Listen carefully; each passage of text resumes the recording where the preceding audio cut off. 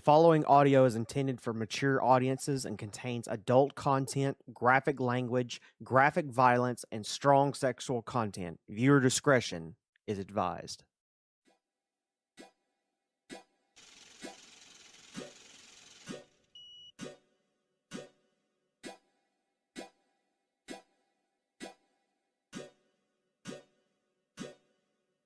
Welcome back to Fedori, everyone. My name is Slade, otherwise known as Tony. I am your DM for this lovely evening. I am here with our regular and good friend, the Mayhem Vote.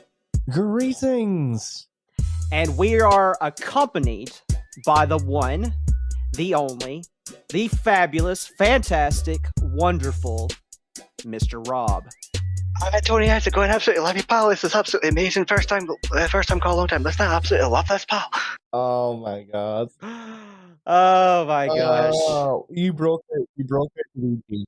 So, how are my two friends here doing this fine evening? Well, I'm pouring my second drink, so what does that tell you? Well, I mean, that's a good start. It means I'm doing my job right. And I'm pouring a magical drink. Nothing's coming out. I think the bottle's empty. I don't know why, but yeah. Also, I'm gonna say a quick word to Katie, just so she's here. Have fun. Katie, please do not DM me that you were going to kill me. Thank you so much. Love you, boo. Nah, she'll do that to me. Don't worry. Love you, Katie. All right. So I've got to give a brief recap because, for one, Rob doesn't know what's happening. And Mayhem is probably forgotten by now.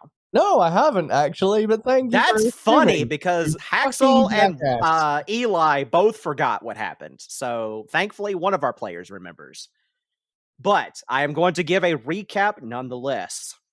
So, last we left off, our three main players found themselves having to travel through a giant labyrinth. This labyrinth ended up leading them into basically into the lair of a giant white dragon who just so happened to have an offer to give to our good friend Rhaegar. Rhaegar took this said offer and made a deal with the dragon. And because of that deal, the dragon was so willing to help them to get them out of the labyrinth and up to the mainland, up at the castle keep, where they found themselves in a very peculiar situation where that the entire capital city was being destroyed by monsters. The world itself had grown dark, and the sun itself was being covered by a red orb. However, that was not the thing that set apart this peculiar scene the most. What set it apart from any other thing was the sound of a piano being played at a very low tone. Our players decided to go in and check out this ominous music, and come to find out, that is where they met our BBEGs, the master himself and his friends. The master, of course, being who he was, wanted to relay the information as to why he was doing what he was doing, why things are the way they are, and why it seems that Rhaegar, Mouse, and Norbit's destinies are intertwined. As our three players thought that they were about to be killed and that their life, as we all know it, was surely going to come to an end, three very well-known people made a sudden appearance. Our good friend Billy Nilly, his wife, the goddess, the Archfey herself, and a new friend by the name of Malachi, as our good friend Mayhem should rightfully know. Mm-hmm. The three of them made an appearance and told our three players that they needed to escape through the portal that the goddess so willingly summoned for them so that they could continue on with their destiny and finish out what they set to do. Because let's face it, time loops are a complete bitch. And that's where we are now. Rhaegar, you had just stepped in through the portal. You're falling through this portal at a rapid pace. You don't know where you're going. You don't know what's about to happen. But then all of a sudden, you find yourself thousands of feet up in the sky. You fall down, and you land through a set of trees, and the trees is what saved you. However, you're unconscious. You're not able to wake up. You feel like you've been laying on the ground for what feels like days. You're sore, you're hurting, but you can't move your body. You're stuck within your own mind. However, you hear a very odd, very peculiar voice. Let me change the screen for our players here. You hear a voice. It goes, dude. You suddenly start to open your eyes. You see two individuals standing above you. You see one, both of them are elves. They are very peculiar looking elves. One of them in particular has sky bluish hair and is holding a joint. The other one is an older gentleman, which is kind of odd for an elf because elves aren't supposed to age like this person does. But he looks to be older, a lot older, in fact, than the other gentleman. He has blonde hair. He's very tall. He has two blunts in his hand, and he's wearing a rainbow outfit. You hear him when you finally open your eyes. You hear him go, "Oh, hey, dude!" What do you do? First of all, I'm not gonna choke on what I'm fucking eating. Jesus Christ.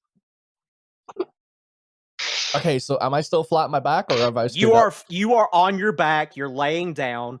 You feel very, very hurt. You are extreme in a lot of pain. So I'm gonna let me paint a word picture for the people at home.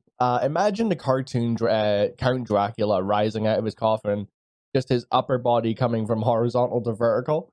That's gonna be Rhaegar, but as he does it, he's gonna be like, "Oh shit! Oh my god, my back!" I'm gonna look over at the two individuals, and I'm just being like, "Oh, who the fuck are you?"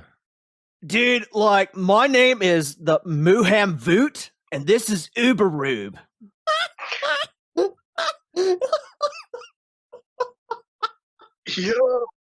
Dude, like, you so fell from the sky, like, you were fighting the sky jellies, bruh, and then you just crash landed right in front of us, dude. My friend over here, Uberoob, he was like, dude, and I was like, dude, and then he was like, dude.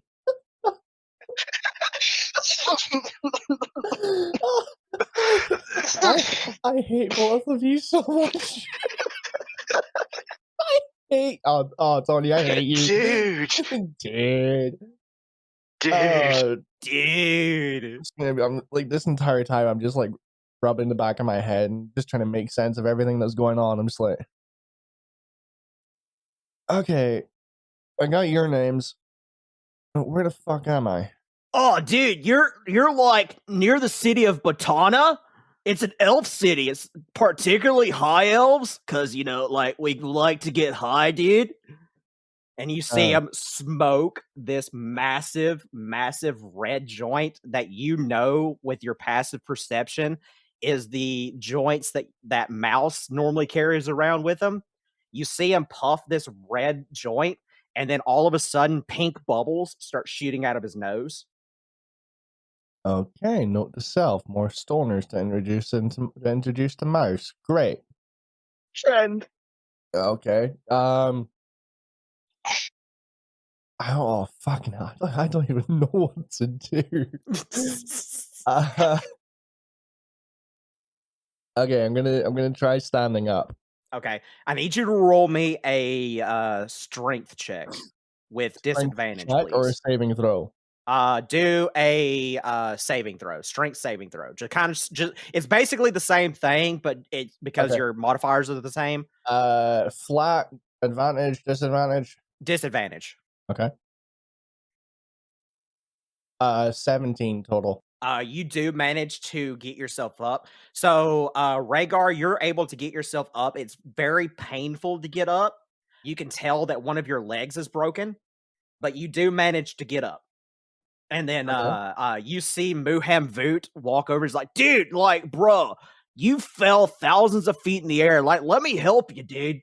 And you see that he takes his arm and he's like propping you up to help you up. I'm just gonna like hobble along a couple feet and just like appreciate it, but you really don't have to. Oh, it's okay, dude. Like, that whole event, that it scared the shit out of me, dude. But for real, that was the coolest thing that's ever happened to me, dude. Just a random dragonborn flying out of the sky like that, bro. Jesus Christ. Sound like such a fucking Chaz. I'm not saying that in game, obviously. I want everybody to know I watched so much fucking Finding Nemo to get this right. Finding Nemo. Dude. You know that turtle died, right? Just saying. Hey, I still watch the fuck out of it.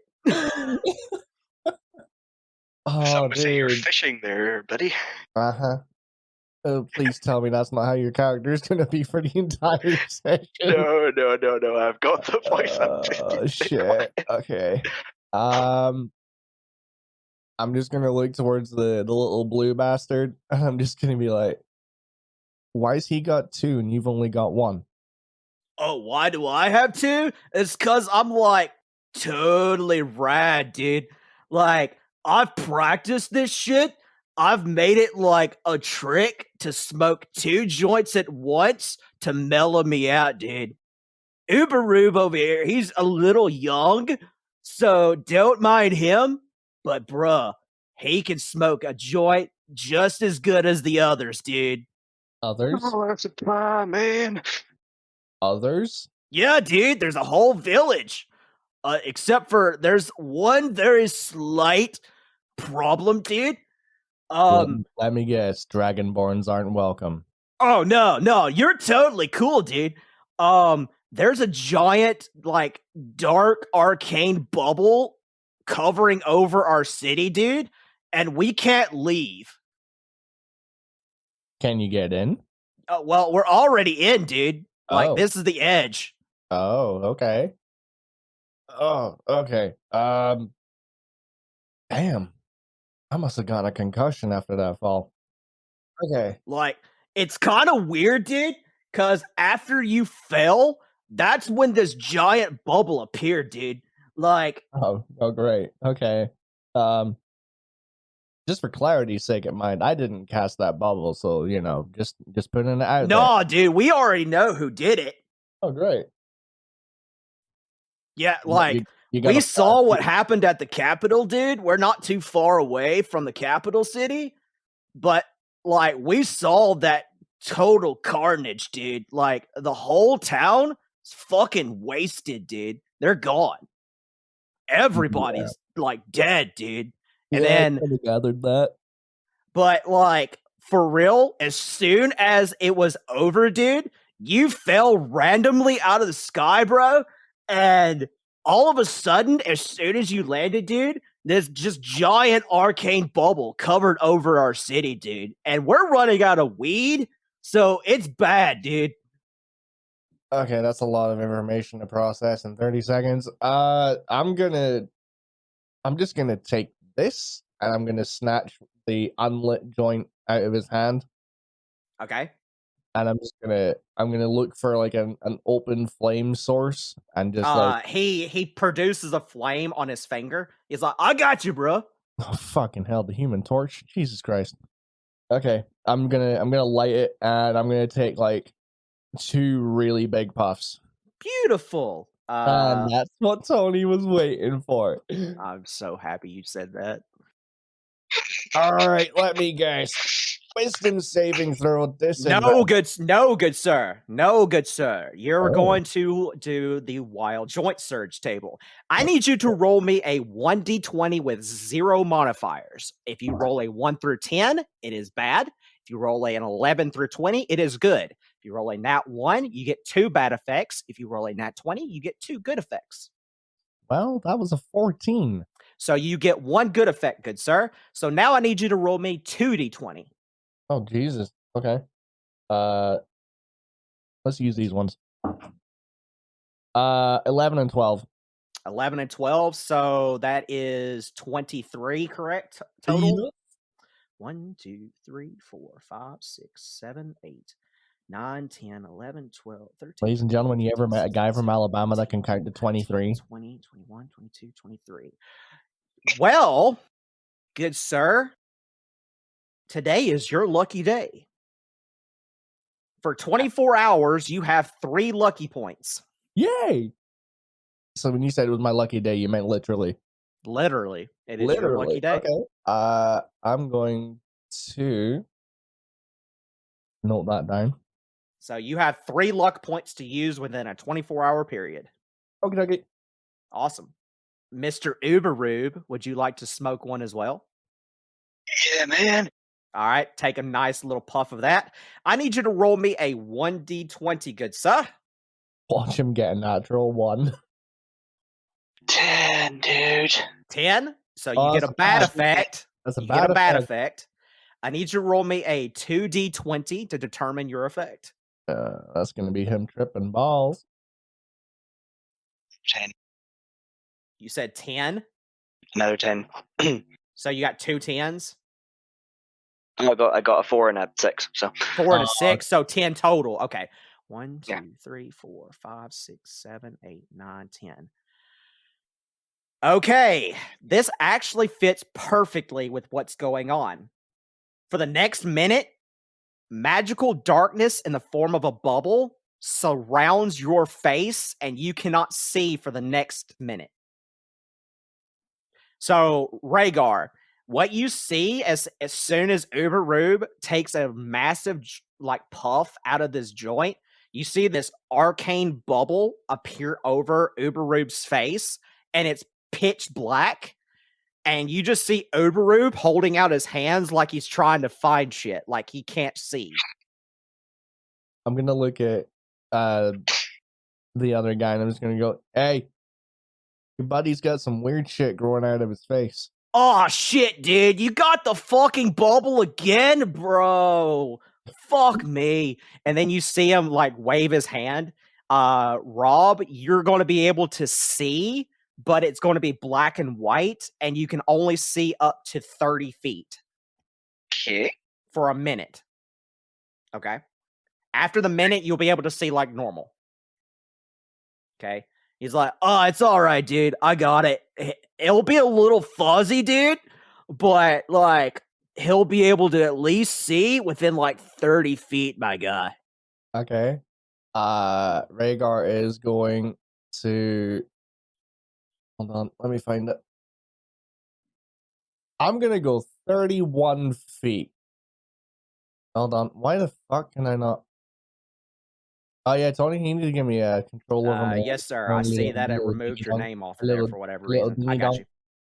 There you go. Dingy dong. Yeah, so 31 feet would probably be about there. And I'm just going to go, hey, blue boy.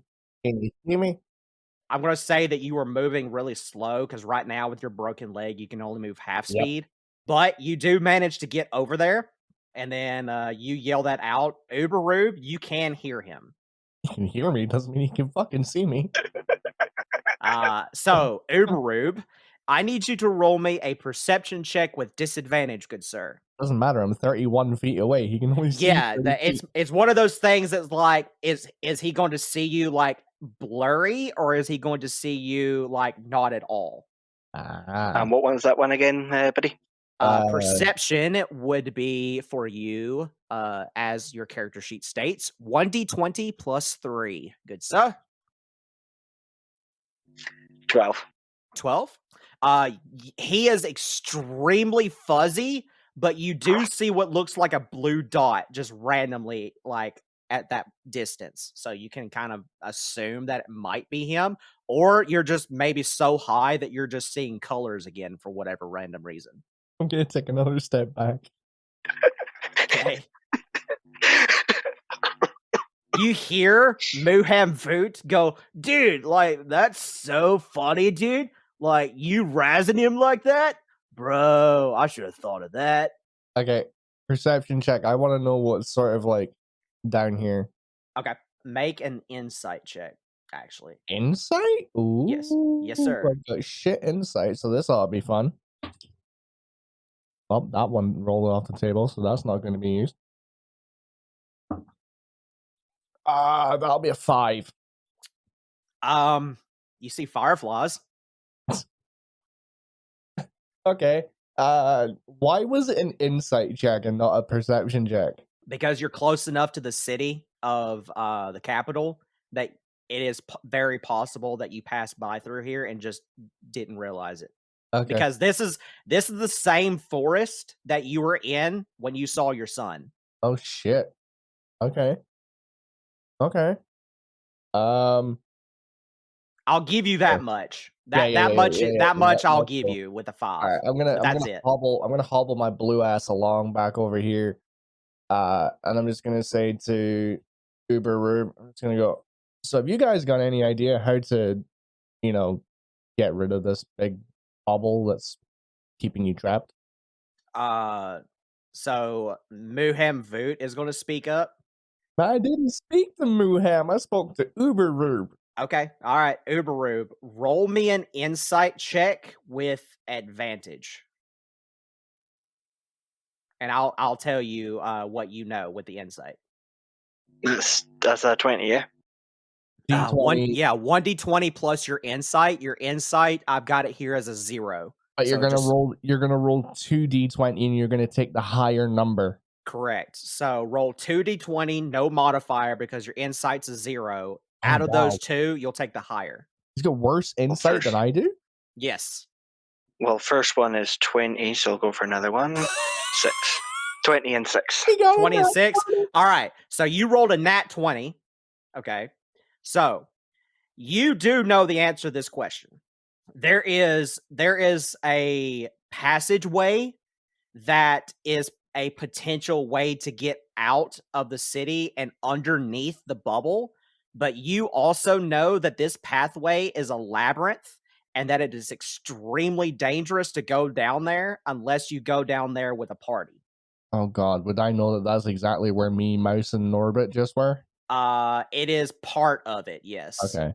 So I would know not to go down there then. Well, no, it's more the lines of, if you remember, the labyrinth changes. Oh, so there is a potential to where that the labyrinth could be a lot smaller and a lot more safe, but there's also the potential that it could be a lot bigger and a lot more dangerous. So it is random. Okay. There's not really anything catching my eye on the map that I need to consider investigating. Unless if I go, no, there's just flat out nothing. I'm at a loss, dude. I'm not gonna lie, I'm at a loss. I'm confused as fuck as to what I need to do at the moment. So there's a big black bubble over the city that is obviously the end game is going to be to get rid of it. So I'm going to say that because you're at the edge of the city, I'm going to go ahead and let you roll a perception check just to see if you can actually see the bubble. 22. Okay, yeah. So along the end of this treetop towards the edge of the picture where it's starting to get black and dark, that is actually the edge of where the bubble starts. Okay. Can I do an Arcana check to see if I can figure out what kind of magic it is? Yes, you can. That is a 9. A 9? It's powerful magic. Wow. Okay. Much knowledge. So great. You're welcome. Okay. Insight check on the tree. Okay. Because it looks to me like it's a face, and it's like a guy that's fallen down, and it's got a beard. So sure. Okay. Insight check on the tree. Sure. Which is a 16. Okay. So this is a fallen ent. Oh, Tolkien would be proud of you, Tony. So this is a fallen ent. I will say with your Arcana check that you got earlier combined with your Insight check, you do feel a magical presence coming from the ent, but you don't know the exact pinpoint of the location on the ent, but it's very faint. It's almost like it's fading. Okay. Yo, Muham, that ant guy behind you, can he hear us? Oh, this guy? Nah, dude. There is, though, a portal that's currently not working, dude, inside of the beard of that thing, dude.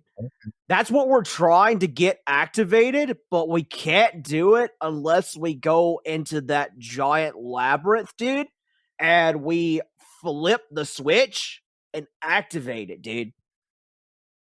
Okay. Tony, answer me this. Is it classed as an animal? The ant? No. No. Okay. That doesn't help then. Okay.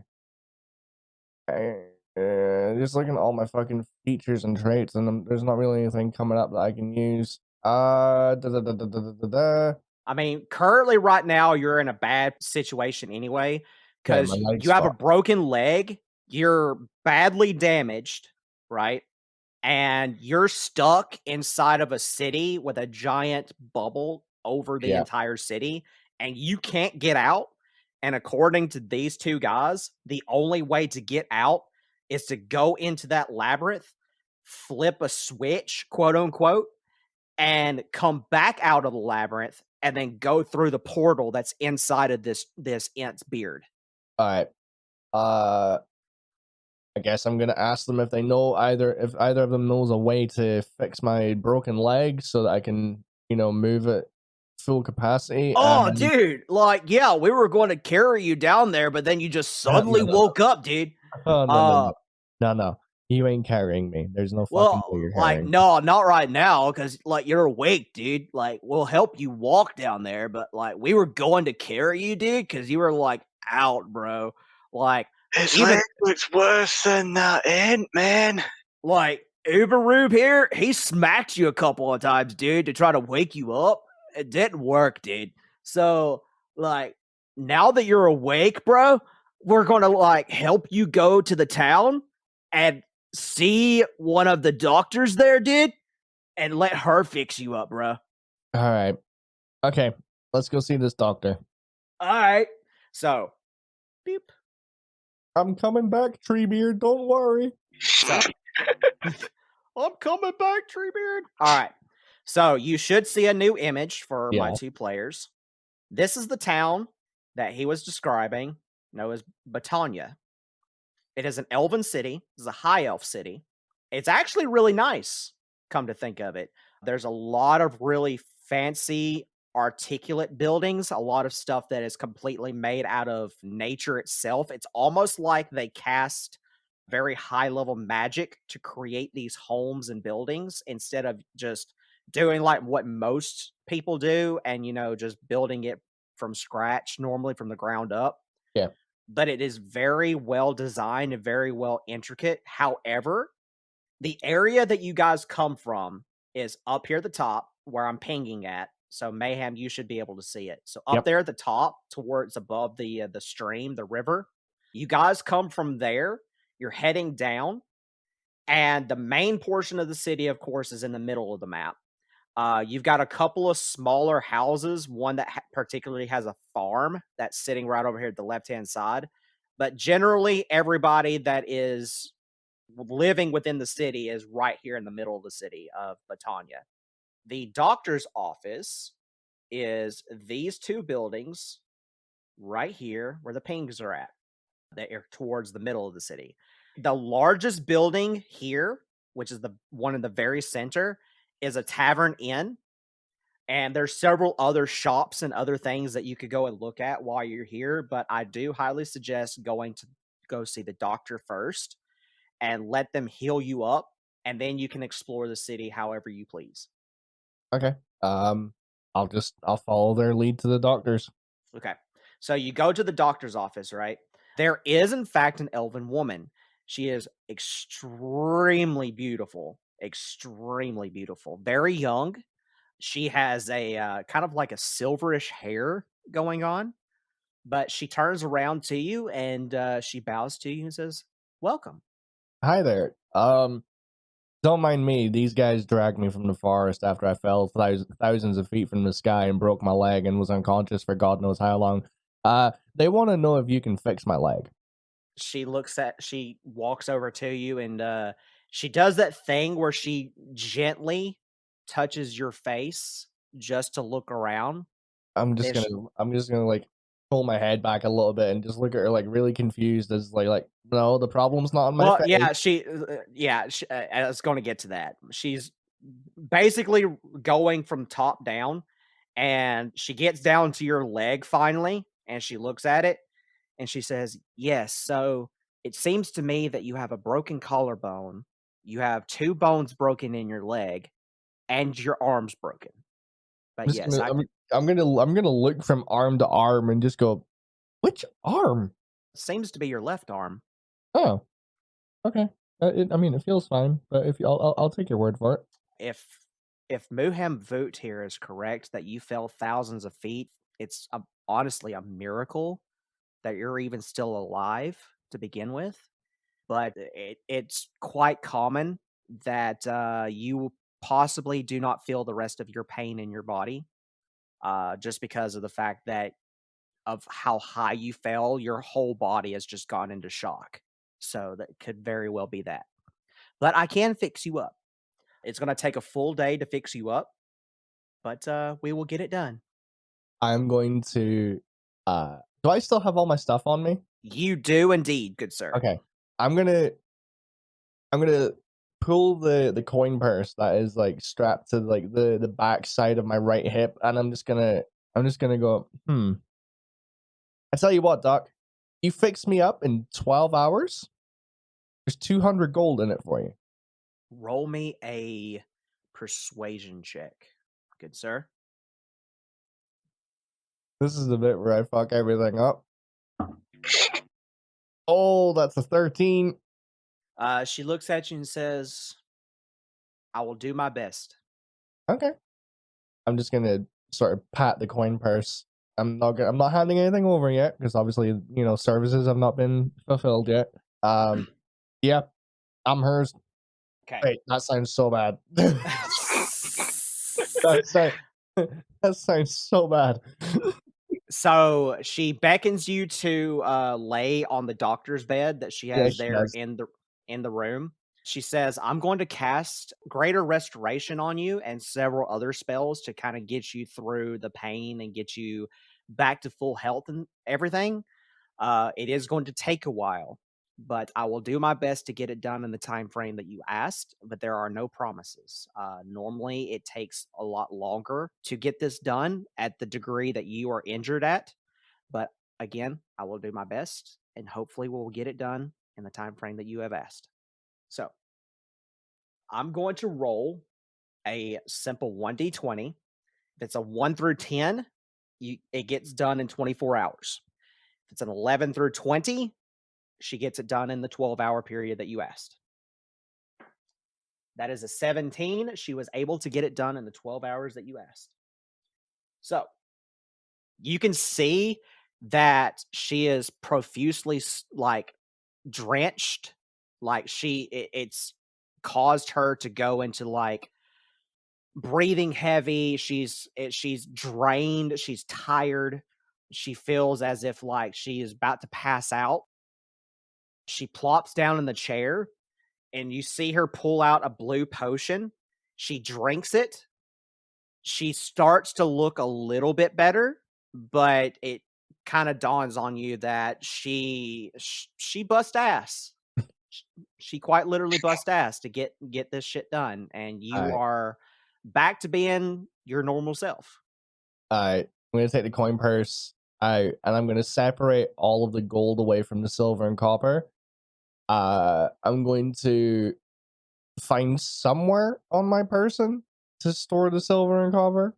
because I don't actually know if I'm carrying a backpack or anything like that. You are indeed. Okay, I'm just gonna put that put both the silver and the copper in my backpack. Put the gold back in there. I'm gonna toss it to her and just go, there's a little more than 200 in there. She bows to you deeply, and she says, "If you need anything else, just come back and see me, and preferably not today, good sir. I'm very tired." Well, I thank you. It's not everybody would provide such a kind and useful service to someone that they've only met for 12 hours. So I thank you. And hopefully the next time we meet, it will be slightly less exhausting situation and circumstances. Indeed. I'm just gonna look at Muham and go, all right, dude, you said that we were gonna get fixed up. I got fixed up. You walk outside. So Rob, the black bubble that was over your head has already passed by this point for sure. But Rhaegar, as you walk out, you see Muham and Mr. Uberube. They are sitting at the edge of the doorway. Mr. Muham Voot has flames coming out of his eyeballs, and his hair is turning rainbow colored. Oh my god! What? What the fuck, Tony? Turning him into the LGBT pride version of the fucking No, he's turning into a packet of Skittles. He's turning himself into Ghost Rider, but you know. Oh, dude. Christ almighty. Okay. I need me a drink. So I don't know about you guys. I'm gonna find a bar. Oh yeah, dude. We'll go. And then they get up and they follow you to the tavern. Okay. So I do not have a map for the tavern, unfortunately, but that is not a problem. You guys walk into the tavern and you see only 2 people work here, funny enough. One of them is an elf that is short of stature, but is moving so fast that you almost missed him as how fast he's running. The other one is an elf with no hair, but a long, gangly beard, and it's black in color. The one that has the beard is standing behind the counter. The one that is short of nature and has like a tealish color hair, and what could only be described as Hulk Hogan stash. He is speeding along so quickly on the floor that it almost looks like that he is capable of serving dishes, cleaning the floor, cleaning the tables, and still being able to greet you guys at the door without a moment's notice. Jesus Christ. What's this guy got? Haste cast on him 24/7? You don't know that. I guess I'm gonna go take a seat at the bar. Okay. Mr. Uberube, do you join him?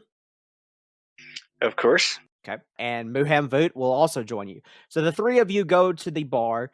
You see the gentleman that has no hair and has the gangly black beard.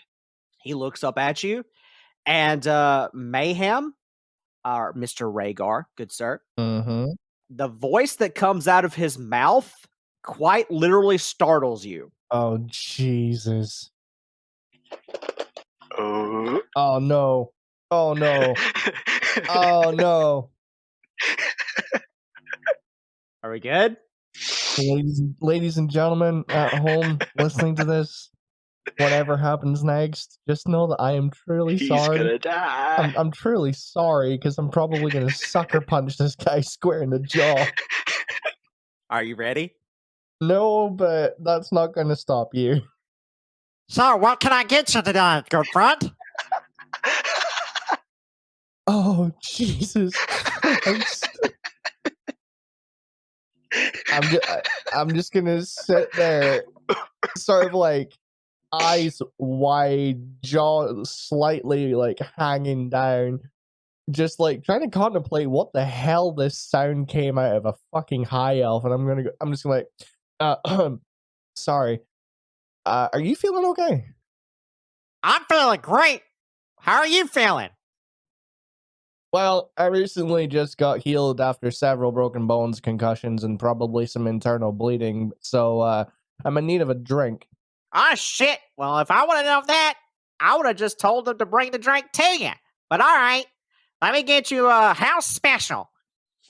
You see him turn around.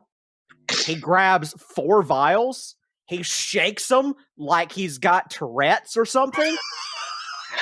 He pours them into a tankard, slams the tankard in front of you, and says, It's on the house.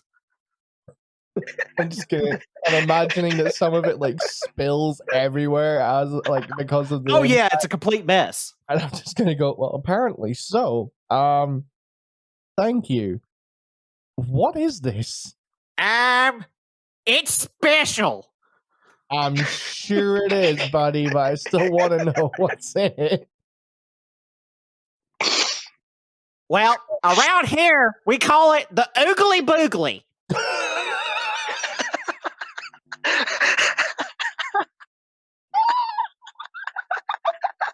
I can't. I fucking can't. Is it the helium version of Uka Uka? Oh, Jesus fucking Christ. Oh, man. Fucking All right. crying. Shit. Here's to health. And I'm just gonna tank the entire thing. Thank fucking God, because this is the one thing that I was hoping you would do more than the weed. Jesus. Okay, so I need you to roll 3 rolls to start off with. Okay. I need you to roll a wisdom saving throw with disadvantage. I need you to roll a constitution saving throw with disadvantage. And I need you to roll a strength saving throw with disadvantage. Okay, so it goes wisdom, con, strength. Yes, in that exact order. Okay. And determining what you get on all 3 scores will determine what you roll next.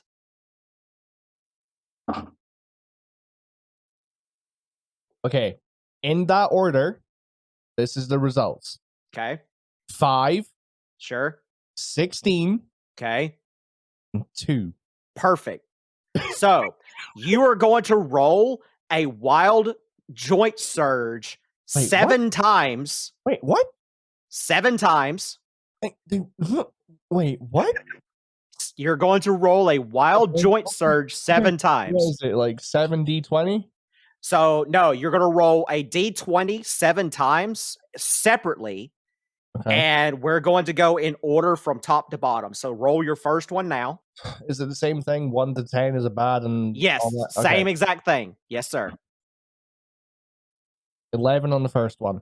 Okay. Now roll 2d20 and you will get a good roll. 15 total. 15. Okay, tally like keep up all the effects and then rattle them all off at the same time afterwards. Okay, hold up. So that it's like one cascading list of effects and everybody at home is going to be 15. Like, okay. Yep. So second roll is an 8. So it's a bad roll. So is it 2d20? 2d20, yes. That is 39. Okay, hold up. So 15, 39. Okay. That's a 16. Okay, that's a good roll. And a 20. Okay. Next. So that was the third effect. Yes. Oh, that's cocked. 13 on the single. Okay, good roll. So roll your 2d20. 15 in total. Okay, so 2 15s on the good roll. Yep. That's 4. So go to 5th. That's a 3. Okay, so that's a bad roll. And it's a 28. Now, 2 more. 19. Okay, that's a good roll. And 27. Okay, 1 more. Nat 20. Nat 20, you get 2 good rolls. Okay, so I have to roll the 2 dice twice. So you roll 2d20 twice. 30. 30. And 28. Okay. Whew, we're going to start off with the good rolls. Because you've got a shit ton of them. Okay, okay. I'm assuming I need to take a note of these, right? You're going to have to write all of this shit down. Okay. If I have to, I'll copy and paste them into the DM. No, just be sure to say them at a reasonable pace. All right, so we're going to start off with the lowest number on the good rolls. You got 2 15s. Okay. Uh-huh. So you're going to get this effect twice, and if it's an effect that doesn't do anything, it fizzles out. Okay. Okay. So. The 2 15s are? Okay.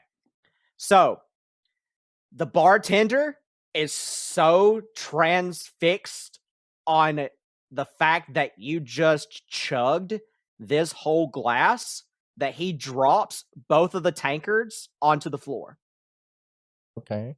That's the 2 15s. He had 2 tankards in his hand that he was going to give to Uberrube and to Muham Voot, but he drops both of them because he's so transfixed on the fact that you just chugged this thing that he doesn't know how to react to it. Okay, so that's 2 of the good rolls. Okay. Now, next one is 20. So that was 15, 16, 17, 18, 19, 20. You cast Fly on yourself permanently.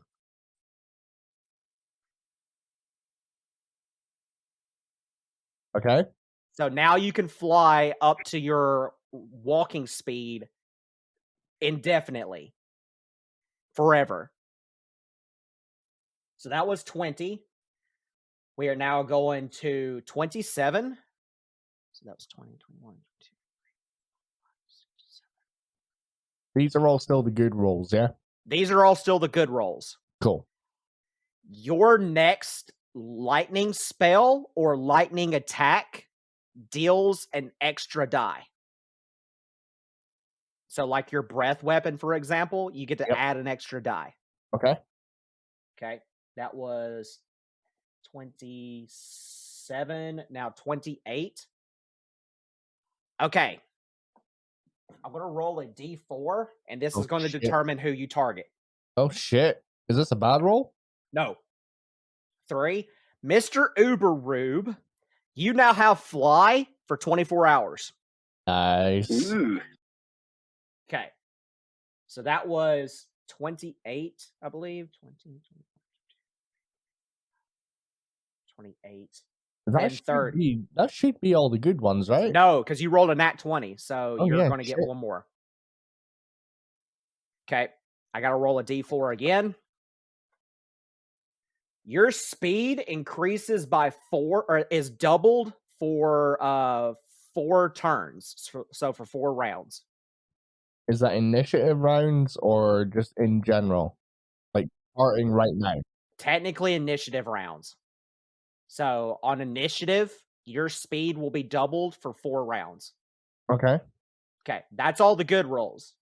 Now we're going to the bad ones, and we're starting off from the lowest number, which was 28. Okay. A torrent of knowledge floods your mind, and you suddenly know the answer to the meaning of life, and it drives you completely mad. You are going to roll a 1d6 to determine how long this effect will last. I will roll to see what short-term madness you will receive. And then as soon as the rounds are over, you immediately forget everything that you learned and your madness goes away. Okay. But then you always, for whatever reason, feel like that it's on the tip of your tongue that you just know something, but you don't recall what you know. Okay. Okay. So roll a d6 to determine how many rounds you're going to suffer from that. Already did. What was the roll? 2. 2. So for 2 rounds, you will suffer from short-term madness.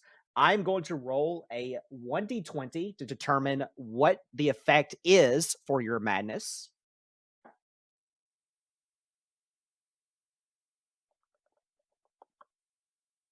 Wow, that's ironic. Oh, fuck. You are now obsessed with gold for the amount of rounds that you are under the short-term madness. For whatever reason, you just have an obsession with gold. Okay. Okay, that's the first one. Oh, shit, that's going to play really fucking well with Norbit. So that one's that one. I will answer the questions as far as the meaning of life and stuff here shortly. 42. Yeah, you'll get it here in a second. All right, so the next one is 39. So that was 28.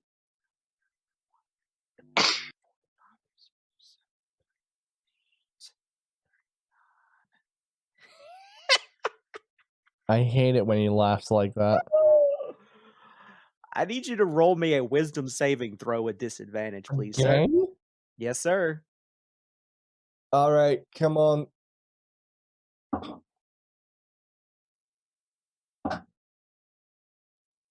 That is a total of 17. 17? Yes. You pass. Woo! You pass. So how much damage do I take? Oh, you're not going to take any damage. The effect is still going to happen, but because you saved, you're not going to be under the spell for 24 hours. You're going to be under the spell determined by what I roll on this D4. It will determine how many rounds you're under this effect. Okay. Okay. So for 3 rounds, you are now a chicken. Are you fucking kidding me? Nope. You cast polymorph on yourself, and you polymorph into a chicken for 3 rounds. You cannot speak. You have the intelligence of a 0. You have the wisdom of a 0. You have a charisma of +1. You have a strength of 0. And you have a dexterity of +2 and a constitution of 0 for 3 rounds.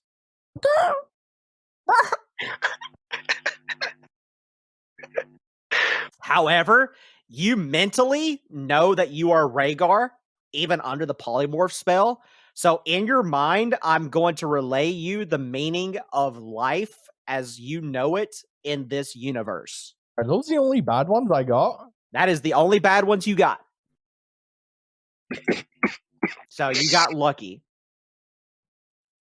Okay, so the meaning of life as you know it in this world has to relay back to the information that you gained at the castle keep. You were told that time has been constantly rewritten over and over again to where that every single time that something happens in the timeline, it goes back and reverts to the beginning of when you guys first started and leads up to the point of where you guys die. You also now know every single event that transpired that caused you to die. In the time loop, you died 3 times. The first time you died was at the demon door. The second time you died was at the barbarian's castle, where you had to go and infiltrate in there, and what killed you was you kicking shitbag, and they saw that and shot an arrow through your head. The third time that you died was in the bar where Mouse started the bar fight. On all 3 of those occasions, you died. However, on the other occasions, you somehow made it to the exact moment of where you found out about the BBEGs, their master plan, but you do not know anything past that because you never gotten that far. This is the first time that you have ever reached past the castle keep, and you don't know what's in store for you now. Okay. So let me just recap. I cast fly permanently on myself. Yes, sir. With a fly speed of up to 40 feet because I do have a walking speed of 40 feet. Yes, sir. My next lightning spell or attack deals an extra die worth of damage. Yes, sir. Uber Rube now has fly for the next 24 hours. Yes, sir.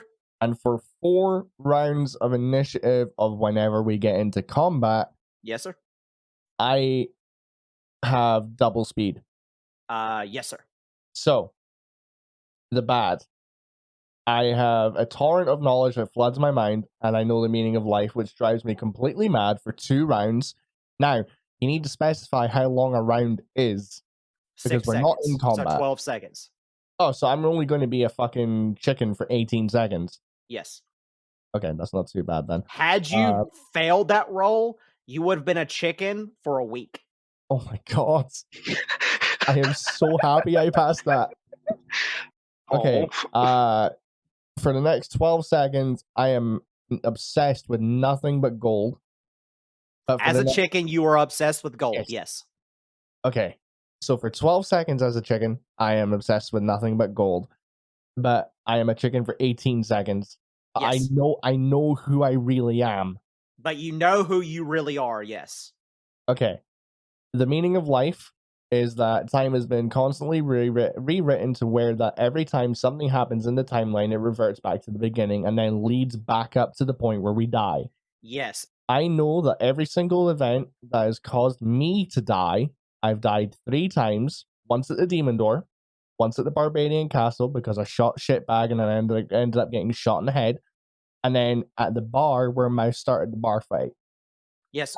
Other occasions, so other repeats of the timeline, we made it to where we find out about the BBEG and their master plans, but we've obviously never made it this far. Yes, this is the furthest that you've ever gone in the timeline. And this information is going to be what is on the tip of my tongue, but I'm not fully able to explain what I know. Correct. I will also state, in regards to that as well, that the reason why the events that have happened so far keep transpiring is because that the 3 of your souls, yours, Norbit's, and Mouse's, are all intertwined and connected by a higher being that you do not know of. Somebody has made it to where that the 3 of you were always meant to be together, and that you were meant to do something, but you don't know what that something is because you've never gotten this far. We good? Yep. Cool. Okay. So after all of that, I poof into chicken. Am I still on the bar stool? Yes, sir. Uberrube, you turn around. He is now a chicken. Like, dude, like what? Like, Moo, are you seeing this, man? Dude, bro, like, I was shocked that he even, like, drank the shit, dude. Because me and you both know that shit is fucking rad, bro. Like, I tried to warn him about being, like, high elves and shit, but apparently he's just didn't get the memo, dude. Okay. Can I understand what they're saying? Nope. Do I not even get to roll for it? No, sir. You have an intelligence of 0 and a wisdom of -1. So, no, sir. You do not understand shit. You're a dick. Okay. So here's what's going to happen. Okay. And this is verbatim. Okay. I want to roll a perception check. Okay. See roll your perception check. Your perception is 1d20 -1. Okay. And it's particularly to see if there is any gold lying around within a fucking 15-foot radius. Yes, sir. Okay. Gemstone dice, do not fuck me on this. That is a 16. 16. The only gold that you can see within your area is on the counter right in front of where the bartender is at. And it's in like one of those little bitty drawers or whatever that he keeps a lot of his money in for like tip jars and shit. Okay. So scanning around frantically like a chicken's head does, I'm going to catch sight of the glint of the gold, and as I do so, my pupils sort of like dilate a little bit, and I'm just gonna and I'm just gonna fucking charge straight at it. Okay. All right. So I have to make an opposed roll to see if I can catch you as a chicken. You're not gonna try and fucking swat me out of the way. No, sir. I'm going to try to catch you by the nape of your neck. And I do so, good sir, because I rolled a 19 plus 9. Oh, yeah, there's no way. There's no way I can dodge that. So you see Uberoob as this elven bearded man just snatches the chicken in midair by the nape of his neck and then just starts spanking the fuck out of this chicken. He's like, bad chicken, bad, terrible chicken, horrible chicken. He starts spanking the fuck out of it. And he is just going to sit there and hold him because he knows what the effects do. So he's just going to hold him until the timer runs out. Okay. How long's left on the timer? You have now about, you had to be a chicken for 18 seconds. I'm going to say that you're halfway through. Okay. I'm going to bite him and see if he'll let me go. Okay. Try to bite me with disadvantage. Your attack is 1d20 with no modifiers. 11. 11? You do not hit, good sir. Shit. So you try to turn your head around and try to bite him, and he just continues to smack your bottom and spank you. And he's just like, stop trying to bite me, you fucking stupid chicken. I want to shit on him. All right. Make a Constitution saving throw with a -1 as well. So 1d20 -1 to see if you can actually shit. 15. 15? You take a shit and it hits his shoe. He's like, motherfucker! And he takes your head and he puts your head into the shit and makes you sniff it. I need you to roll me a wisdom saving throw with disadvantage. Oh, what's the modifier? It is a 0.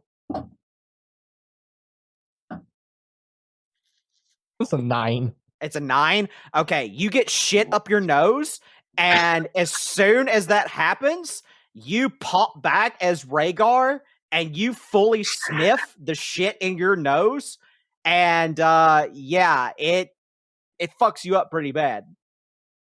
As I pop back into being my normal self, and I'm imagining that my over 6 foot dragonborn form is going to knock him on his ass and like cause him to lose a grip of me. No, he drops you whenever you swap back. Okay. I'm just gonna stand up and just go, what the fuck was that? He looks at you and goes, you turned into a fucking chicken, tried to take my gold, took a shit on my feet, and tried to bite me. So I spanked your ass, stuffed your face in that shit that you put on my shoe, and then you just swapped back. I'm just gonna look at Uberoob and Muhal. As soon as those words come out of his mouth, though, you see the short elf, the one that's spinning around, going everywhere. He suddenly appears in front of you. He cleans the shit off your nose extremely fast, and then he cleans the shit off the floor as quickly as he did so. And then he puts a little bit of lavender oil on the tip of your nose so that you don't have to smell shit anymore. And he's like, you're welcome. And then he disappears. In just a complete state of horror and shock and disbelief and just lack of being able to believe what the fuck has been going on. Rhaegar is just gonna stand there, eyes as wide as they can physically go, and he's just gonna be like, this has been a fucked up 24 hours. Oh, damn. Mouse and Norbit aren't gonna believe any of this. You say Mouse's name? Yeah. Oh, so you know Mouse, do you? What the fuck has he done? And I'm not paying for any damages. His mother sells us the weed. Yeah. Okay. Any chance I can meet her? Oh, no, she's not here. She's back on the island. We just have somebody go out to the island whenever we need supplies, but, giant Hey, you bubble. got any? Oh, yeah, we have shit tons, but we're kind of running out, though, because of the giant bubble that's over the city. Uh-huh. Yeah, gathered that. Kind of gathered that that's why I'm here. Oh, I don't know why you're here. I just know that there's a giant bubble over the city. Did you have something to do with it? Well, I know who does. And trust me, I'm not currently able to take care of them. I can tell you that bubble it wasn't here until I showed up. But like I said, I'm not the one who put it there. Well, okay, man.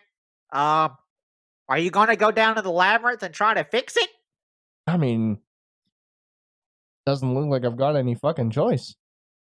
I guess not. I'll tell you what, okay? Let's make a deal. Make a deal. I go down and I get rid of that bubble that's trapping your city. And you set me up with a regular, reliable chain of supply of the best weed you can get me. Oh shit, I can do that right now. No. I'm talking like for life. Like wherever I go, there's someone connected to you and connected to Mouse's mother who can get me anything I want. Oh, well, that's all you needed. He whistles, and the short elf runs over. Oh shit! He looks at the short elf and goes, "Hey, you're still doing deliveries for Mouse's group, right?" And you see him shake his head so fast, yes, like it's almost like he is like vibrating the floor. Oh my god. And he goes, "Well, this guy's going into the labyrinth. So when he gets back, hopefully, because, it's the labyrinth, right?" And then you see him shake his head yes, and the floor vibrates underneath him. He goes, "So when he hopefully gets back, he's going to need your business card because you're the guy that goes and out and gets the deliveries for us for the weed." And he's like, he thinks about it for a second. You see him not moving. It's kind of strange that he's not moving. I'm just going to give him a smile and a double thumbs up as if to say, hey, you can count on me. Do you still have the necklace on? Yeah. Okay. Well, I mean, I've never taken it off. Okay. So I'm going to roll a perception check for the guy and see. Oh, you mean the amulet of family? Huh? The amulet of family? Yes, sir. After one long rest, gain advantage on one saving throw within 10 feet of an individual who gave you the amulet. Yes. Do you have that wearing around your neck right now? Yeah, of course I do. Okay. I'm going to roll a perception check to see if I see it. Completely did not fucking realize that I forgot about it. No, I didn't forget about it at all. Okay. So I just hit the mark. Just hit it. So he sees the necklace. He points to it. And then he goes, "Is that cloves?" Wait, what? Say that again. He rushes over to you like instantly. He gets next to your ear and he goes, "Is that cloves?" Is that cloves? Cloves as in like the spice? He goes, No. This is not me asking in session. This is me asking you. No, you're asking me. Yeah. You don't know who Clove is, but no, I mean, I thought you were meaning like cloves, as in like the spice that you use. No, that's her name. Oh, okay. That's like literally, she's named after the spice. So yes, it's her name, but you don't know who she is. I'm going to sort of lean in and just go, that's the first I've heard that name. How did you get it? Okay, I'm done whispering. I mean, you guys obviously know Mouse. You guys obviously have an established relationship. There's no point in hiding it. I've been traveling with that short-ass little bastard for the last God knows how long. I've saved his ass quite literally several times, and I've thrown his ass at several doors. We're kind of on a very, very good standing relationship. He was actually with me before I got teleported wherever the fuck this place is. Yeah. Turns out, yeah, I am. Well, we know each other. You see the tall gentleman look at you, the bearded elf, and he looks at you and goes, He's asking about Clove because he fancied her. But I don't know who Clove is. I apologize, and I don't know who that is. Clove apparently was Mouse's younger sister that he didn't know about. And we haven't seen her in a while, so we're kind of worried. There's more of him? Oh, yeah. He has 2 brothers and a sister. Okay. Tell me this. Are they all as chaotic as Mouse? Oh, the entire Mouse village in general is chaotic. No. You know what I mean.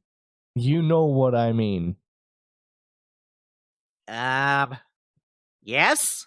Do they have a penchant for getting into shit that they really shouldn't be getting into? Oh, fuck yes! I'm just gonna face palm as hard as I can. I'm just like, oh shit. We're fucked. Can I, for the DM, can I pat Rhaegar's back and just offer him a joint? Yes, you can. Okay, I'm prepared to make whatever roll is necessary. I want to smoke that thing in one puff. Okay. It's gonna be a normal roll. Okay. Aww. So it's gonna be 1d20 to determine the effect. That's a 5. Okay, it's a bad effect. So now roll 2d20. Okay, come on. That's a 4. Well, shit. Oh shit. Sorry, did I say 4? I meant 14. Just fucking kidding. It was a 4. I'll deal with the consequences. Yeah. Meantime, I'm still just patting his back, not knowing what's because I'm about to Oh no, you're about to get hit with it too. I'm about to polymorph into a dung beetle for all. Oh no, you're going to take damage. Damage. Oh great. Let's see. So at this point, I, as you know, my actual self, would like to put this little disclaimer into the session. Drugs are bad, kids. Okay. Don't do drugs. Drugs are bad. Okay. Oh my god, no! Don't hit us with a DMCA, Rob. Okay, so I need both of you to make a dexterity saving throw, and I'm going to let you hear the sound of how much damage you're going to take. I'm liking the sign of that because I rolled an 18. Okay, you're going to take half. Oh, yeah. Mr. Rube. Rube. Dexterity saving throw. 13. You both pass, so thankfully you take half. But you're both now going to take AD6 damage, and half of that, and you cast Fireball on yourself. 8d6? Yes, sir. 8d6. At most, Rob, we're going to be taking 24 damage. At most. At most. I would like to rage before he rolls. No.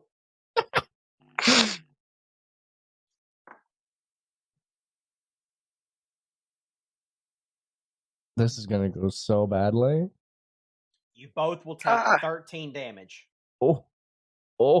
Okay. Oh.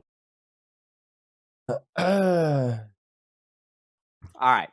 So you both take 13 damage, but as you inhale the red joint that he hands you, you cast Fireball on yourself, and you see, both of you, a giant ball of flame come through the roof and land right on top of the both of you. You both dodge roll out of the way, and everyone else also managed to make it as well. So everyone succeeded on their dodge rolls as well for their dexterity saving throws. So yeah, several people took fucking 13 points of damage. Ouch. Okay. God, I don't even know what to do now. Holy shit. All right. So, good sirs. You were cast Fireball on yourself, and you took 13 points of damage each. Everyone did, because everyone did succeed on the saving throw. And yeah. No, Speedy McFuck failed it. You know it, and you're just lying to us. Oh, no, sir. He has a fucking ton of modifiers for his dexterity. Okay. What about Gurgly McFuck over here? He barely succeeded, to be quite fair. Right. I suppose after that's all said and done, I'm gonna look at the bartender and I'm just gonna say, okay, what do you know about the labyrinth? The bartender looks down at you and says, well, because we're on the edge of the capital city, the labyrinth down below us is not as chaotic as the capital one, but it does change every year. So there's always a new labyrinth every year. Okay. That was better than I was expecting. When we went down there, it was basically just a game of go hide and seek. And fuck! Like the fact that you even survived the one in the capital is a fucking miracle. Yeah. You tell me. Just the fact that all three of us survived is a fucking miracle. Okay. I suppose. Is there actually? No, I'm not gonna do that. Because I can't do that. Okay, plan was just cut short a little bit because I gave away 339 gold to a doctor. I suppose I will look at Uber, Rube, and Muham and ask whether or not they will be accompanying me down into the labyrinth, because I don't want to assume that they will be. I'm going to let Uber Rube answer first, because his is very simplistic. Muham Voot is going to give you a different answer.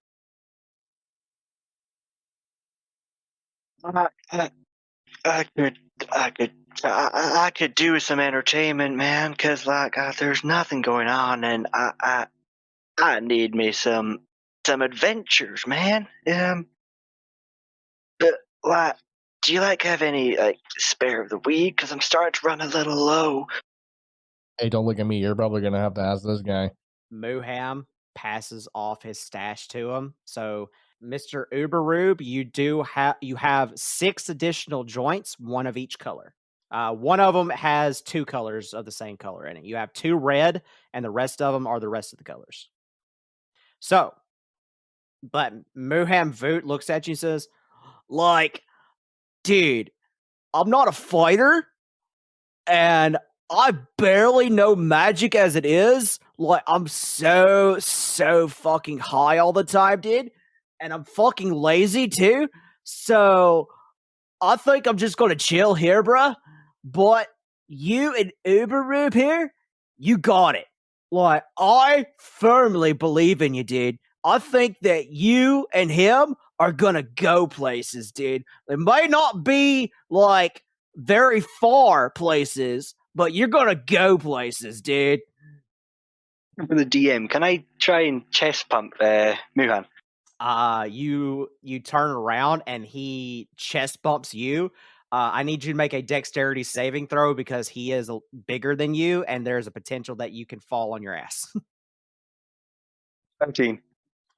You manage to stay standing up, so you do chest bump him. Okay. Not for Rhaegar. Oh god. Okay. I guess I'm gonna find my way to the entrance to the labyrinth. Oh, Uberrube, you naturally know the entrance. So Uberrube can actually lead you, and I'm going to relay that information to you now, Mr. Rob. You will know exactly the location. So if you can still see the map, at the very bottom of the map, there's this giant, massive, wave of trees that looks like it's been cut down. That is actually the way that leads towards the entrance of the labyrinth. Okay. Okay. All right. So, here's where we get into the nitty gritty of things. Ooh. Ow. Wait a minute. No, I don't like it. Black screen. No. Okay. I'm going to turn my screen sharing off, Rob, because you're going to be able to see a lot of this that I don't want you to see because I have a different screen than you. Okay. That's fine. He's got all right. GM So here. I'm going to basically whenever I need you to do something, I want to kind of let myself and Rhaegar describe the scene for you, and you can tell me where you want to move to, and we'll go from there. Okay? Okay. Awesome. All right. So you and Mr. Uberrube here managed to find your way through a small little cave. At the end of the cave, there looks to be like a doorway. It's made out of, oddly enough, it's made out of bronze. Very well intricate. It looks to be like that it was originally dwarven made, which, as you know, Mr. Rhaegar, and technically Uberrube as well, dwarves are supposed to be extinct. So it is quite rare that such craftsmanship of this nature would be found in a world like this. But the door is completely made of bronze. It was designed and created by dwarves many, many, many, many years ago, and it is closed currently. You walk over to the door and you manage to open it with ease. There's a portal behind the door. Do you step through? Yes. Okay. You step through the portal, both you and Mr. Uberrube. You find yourself in a room. It's dark to an extent, except for you, Mr. Uberrube. You can see, you could pretty much see this entire room because you, sir, have dark vision and you have it for 120 feet. So you can see this room quite normally. It's almost as if this entire room is lit up perfectly for you. Rhaegar, on the other hand, you cannot see very well down here because it is dark. But Mr. Uberrube, as you walk in, you see a square room, not very big in size.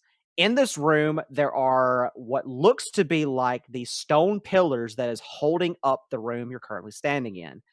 The stone pillars have an intricate design on each of them that represent different types of animals. One of them has a mermaid wrapped around the pole. One of them has a snake. Another one has a certain other type of animal, and so on and so forth. But there's nothing in this room. It's quite barren. However, on the left of you, you see two double doors. On the right of you, you see another set of double doors. And straight down, you see two other doors that are roughly about 10 to 15 feet apart from each other, but they look like they're heading south. What do you guys do?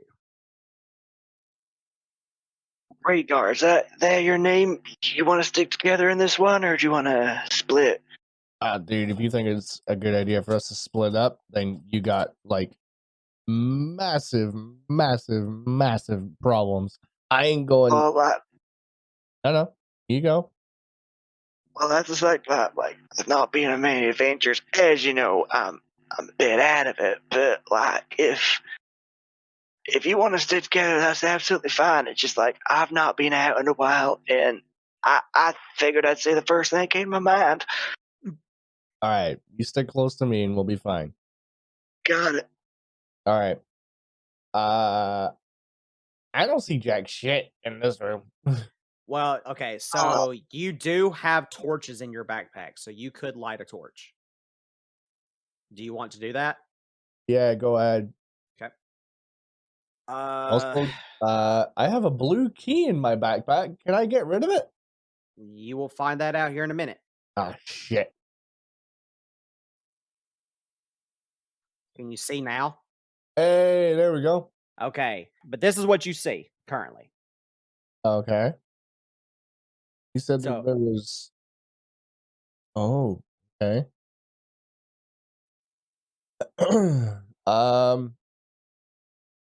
Okay, none of the pillars are showing for me. Like I can see like Yeah. corners of them, and that's it. Yeah, so it's kind of one of those things. The shadow is cast over them, so you kind of have to like just walk around them to see the pillar. But there's one here, Mhm. one here, one here, Okay. one here. I'm gonna move over here. Okay. I want to examine that one. Okay. But roll me a perception check.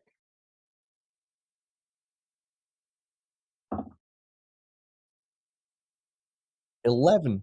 Not very detailed. It looks like that it's just a giant pillar that has I guess what would be the best way to describe this? It kind of looks like barbed wire wrapped around the pillar, but all it really is doing is just for intricate design and is holding up the ceiling.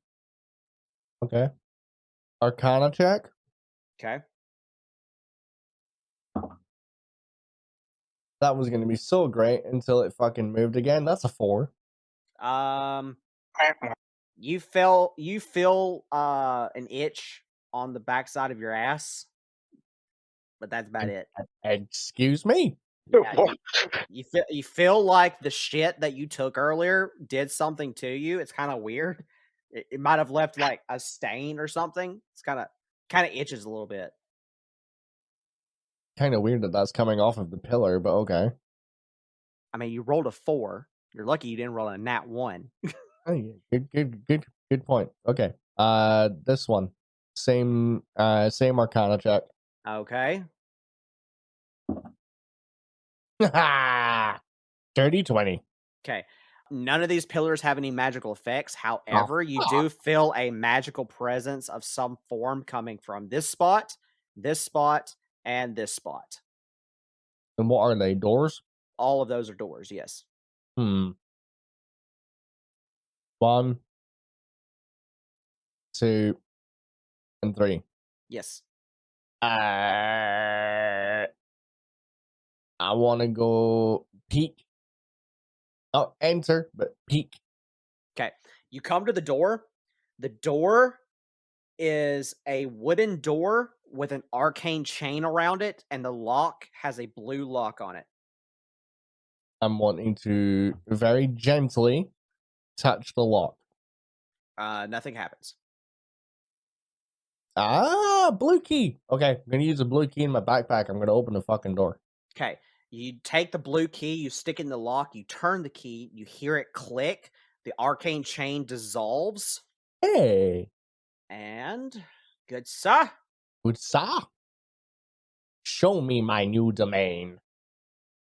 Oh, well, that was a bit anticlimactic. Well, it was supposed to be. All right. Mr. Uberoob is following suit. Good sir. Yep, I'm gonna let him decide whether he wants to do anything or not. Then spark up another one. Fucking hell. You gonna light up another one and smoke it now? Yeah, He's why gonna not? be so toasted and posted. He's not even gonna remember he's here. Okay. This has not come up because it has not happened yet in the entirety of the podcast. But because you're put into a situation where there is potential combat, you need to determine which one of the colors you want to smoke. Depending on what you smoke, you will get an additional effect. So, what color would you like to smoke? Red, blue, green, purple, or what was the other color? There was one other color. Gray. No, gray is a special one. He doesn't have gray. Gold is also special. He definitely won't have gold. Red, yellow, green, purple, blue. Sorry. So you have red, green, yellow, purple, and blue. I'll go with yellow. Yellow? Okay. So I'll tell you the additional effect after you make the roll. So you light it up. You need to roll a 1d20 with no modifiers. 11. 11. You get a good roll. Roll 2d20 to determine what the roll is. 9 and 10. So 19. 1, 2, 3, 4, 5, 6, 7, 8, 9, 10, 11, 12, 13, 14, 15, 16, 17, 18, 19. Oh shit, you got the long one. Fuck me. Okay, this one you're really going to have to pay attention to because this one is extremely fucking detailed, but for a very good reason. Read it out at a regular pace. I'll type it out. Okay. Until the end of your next turn, and we're counting this as initiative turns. So when you go into initiative at the end of your initiative turn, you have tapped into the fires of creation itself. Your eyes begin to glow. Your voice becomes a deep and reverberating sound that strikes fear into all that are near you. You levitate 5 feet above the ground and are wreathed in radiant golden energy. All attacks against you during this turn automatically fail and are reverted back to the attacker. Ooh. You feel a taste of what it feels like to be a god. On your next turn, after the first effect goes away, you can choose to attack, teleport, or create. If you choose to attack, you only make 1 attack, even if you normally are allowed more. By putting your all into this attack, you automatically crit against your target with maximum damage. If you choose to teleport, you move yourself and up to 9 additional targets to anywhere on the existing plane. Though, if surrounded by something that prevents you from leaving that said place, this is unavoidable and will cancel out. So, in this part, you don't have to write. Like the arcane bubble, you can't teleport out of the arcane bubble because it's preventing you from doing so. It's god tier magic. Yeah. So you can teleport anywhere that you want within the entirety of where you're currently located at, but that's it. You can't go past the bubble because of the fact the bubble is preventing you from leaving. Okay? If you choose an inhospitable plane, you all die immediately. That's going to be fucking great, since Rob probably doesn't know which planes can be inhabited. Well, let me continue. The last part, if you choose to create, you think of a single non-artifact magical item, and you can instantly manifest it before your very eyes. Magical items created this way depend on how much of your godly magic you wish to sustain in yourself. So if you want to use all of it in one fell swoop, you can do so. If you want to save some of it for later, you can also do that. After 1d6 days, the magic of this item wears off and it will disappear. That's it. There you go. Damn. God damn, typing that was a bitch. There's a lot of Rhaegar, you see as if just out of the fucking blue, Uberrube suddenly starts to float, has a halo above his head, starts to sprout arcane wings out of his back, and his eyes turn godlike. And he's emitting a bright golden light. Holy shit. Yikes. Okay. I might need some of that. Now, here's the additional effect. that because you smoked the yeah, yellow one. Okay. This one has to do with what will happen as a reaction. Okay. Okay. As a reaction for a one-time use, you can cast Lightning Bolt. And once you cast it, the reverse effect will happen. On your next turn, you basically will become, the correct term IRL is stoned. But in D&D terms, it's almost like you go into a state of being prone. So you have to roll, instead of rolling to see out of getting out of prone, you're going to roll a wisdom saving throw to see if you can get out of being stoned. Okay? Yep. All right. So that's your two things that you get when combat is initiated. Back in now. Okay. Yeah, you got one of the really good ones. That's one of the 5 god tier rolls that you could get. There's 4 other ones that's on this list, but that was one of the other ones. Okay. All right. So, what do you do now that you have a god in your presence? And yeah. I'm just gonna look at Uber Rube and I'm gonna go, yeah, you're gonna come in handy. Come on, let's go. I'm And, not a fucking dog. I mean, I'm not gonna lie. At the very beginning of this session, when I saw the two of you, the first thing that came to mind was Shaggy and Scooby. And I'm not gonna. It doesn't take a genius to figure out which one you were. Row. Row. All right. I'm gonna let Uber Rube decide which direction we go. Do we go to the left or do we go to the right? I'm gonna go right. We're gonna go right. Okay, let's go. All right. So stop right next to Uber Rube, good sir. Now, Rhaegar and Uber Rube, the two of you see the largest chasm you have ever seen in your life.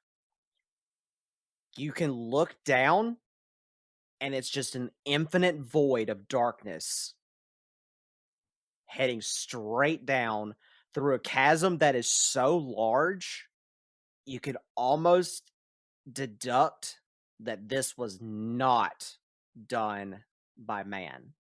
Something else has done this. Something monstrous. I would like to make a investigation check to see if I can find any tracks or markings, any like flesh or bone that's maybe Okay, lying I'm gonna around. make you roll a nature check then. Actually, yeah, nature roll. That's better. Okay.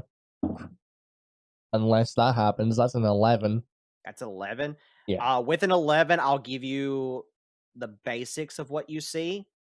Yeah. The entire trench is a track. Oh, okay. It's almost as if that something slithered its way. You're gonna make me play a big fucking snake. I can tell. It's great. I like snakes. Let's go. But there is absolutely zero way that you will be able to jump across this giant ravine. Wait, you have to find some way of getting over across. Okay, because on the map it just looks like a big open room. So from here to here is about a minimum of 55 feet. Okay. And if you fall through that, you instantly will die. You will not come back from it. Oh. Well, then. So if you fail on trying to get across through jumping across, you will instantly die. There will be no coming back from it. I mean, what if we just go up that way? That's up to you. All right. Uber Rube's still levitating at this point? Oh yeah, for sure. Okay, I'm gonna use my permanent fly, pretty fly for a white guy, to match Uber Rube in terms of height off the ground, so 5 feet. Okay.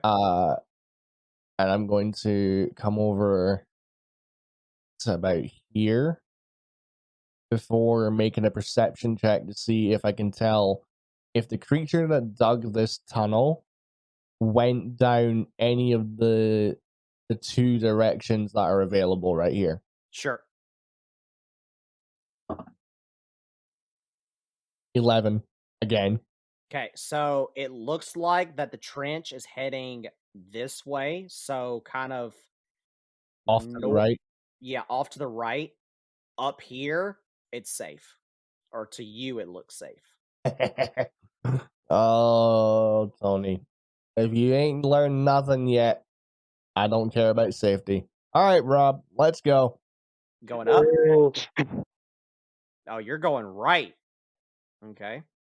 Gonna continue to go right. Okay. Oh, would you look at that? There's red on the floor. That makes me think blood. Okay. Do you go up? Yep. Okay. Stop right where Uberube stops at. As you touch that spot, the two of you teleport. Uh-oh. Near. Give me a second. To right. There. The hell did you put me? Oh, yeah. Oh, okay. You put me there. Oh, okay. I see how it goes. I see how it frickin' goes. Pulled this crap on us in the last frickin' tunnel. Okay. What do you do? I'm going to press forward. Okay. Tell me where you go. That way? Wait, no. Hold on. Did we just come that way? That you teleported here. Right. If you turned around, you'll teleport again. Nope. Okay. But looking at the map, it's just taking us back to in the direction of going back to where we came. Guess you'll have to find out. Okay. Let's go. Okay. Beep. There is a pathway down and a pathway across. Oh, good point. You get here, there's a pathway down, a pathway over. Yeah, pathway down. I heard that.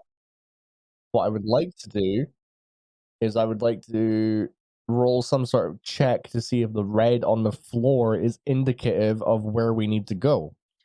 Okie dokie. Rob, would you like to do anything?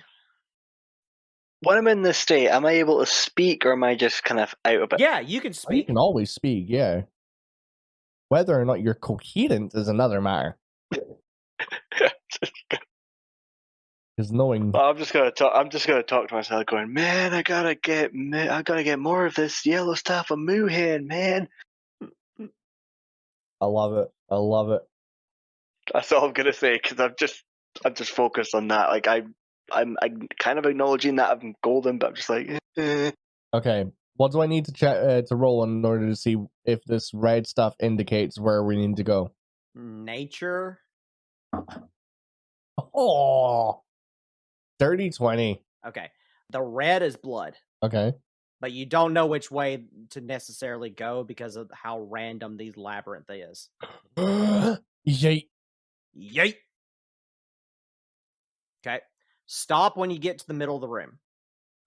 So about right there. Okay. The moment you enter this room, you hear a sound. Ooh, what pretty sound. Actually, you hear two sounds. Oh, shit. One of them sounds like an arcane circle suddenly appearing, and it sounds like it's surrounding you. Uh-huh. The other sound is a giant rabbit. Oh my god. Rabbit. So, you see two things happen. Uh-huh. The first thing that happens is a giant toad suddenly appears at the very end of the hallway. It sees you. However, something else happens. 4 arcane circles suddenly appear and summon these. You are now surrounded by 4 giant tentacles and a giant toad. And that, my friends, is where we're going to end the session. No! Let me make this one roll. Just this one more roll. Take me to the promised land. Hey, let me make this one more roll. And What roll are you wanting to make? I want to roll whatever I need to roll in order to determine whether or not these tentacles are being controlled by the frog. Roll me in a nature check. 18? They are not, good sir. Oh, thank God for that. Okay, now you can end the session. Okay. Rhaegar, All right. you seen this toad, man? I'm seeing this toad, man. Are the tentacles connected to the toad, or Nah, is the dude, toad at the end of the tentacle? Because I gotta get me more of this yellow shit, man. This yellow shit is just the best, man. Like, I gotta go get Moo. I gotta go find Moo, and I gotta get more of this yellow shit, man. Hey, Tony. Dude, Hey, Tony. Dude, have you got more of this yellow shit? Hey, Tony, did you hear what he almost just said? He almost said it, but stopped himself. Wait, what did I almost say? It's an inside joke. It's an inside joke. Yeah, I mean, Rob's probably listened to every episode. He probably knows. Moot root, or as they call it, moo root. From episode 2, when we played the kobolds, we had to go and find. We had to go and do 3 tasks. We had to go get fireworks. We had to go and bring the the eggs of the spider hatchling. Tiny lot legs hatchling. Yeah, and then we had to the bring fact that no one can guess genders correctly. But hey, yeah, and then we had to oh shit, was it the blood of the black dog or some shit like that? Yeah, blood of the black dog. And there was a moot root that was being used for part of one of those tasks, and me and Mouse just decided to completely troll. We just trolled Tony going moo moo root. Yep. Okay, you might have caught me out. You might have. All right, so like I said, we are going to end the session now.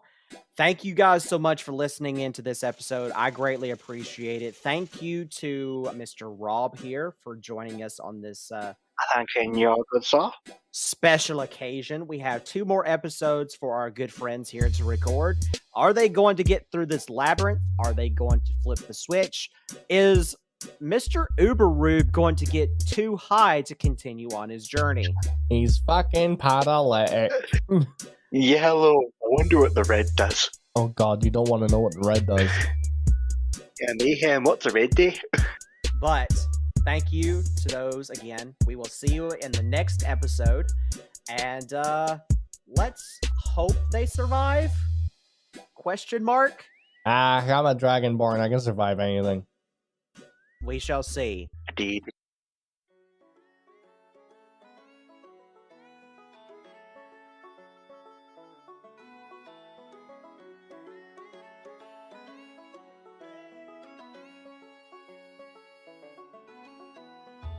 Yo, bro! Rhaegar, how's it going, man? How's it hanging? It is too damn early to be dealing with shit like this. Why don't you get some coffee, bro? Oh, I got some. Oh, God. What kind you drinking, dude? The kind that you want to drink when you've just woken up from a freaking nightmare. Oh, you mean that XP coffee, bro? Yeah, hey, can you tell me if this tastes like acid to you? Sure, I guess. But here's my thing, though. It's like, I'm more of a mellow kind of guy. I like the illusion, specifically. It's very, chill and laid back, bro. Yeah, that kind of fits in with you, doesn't it? But, here's my thing, though. It's like, they've got all these flavored coffees, right?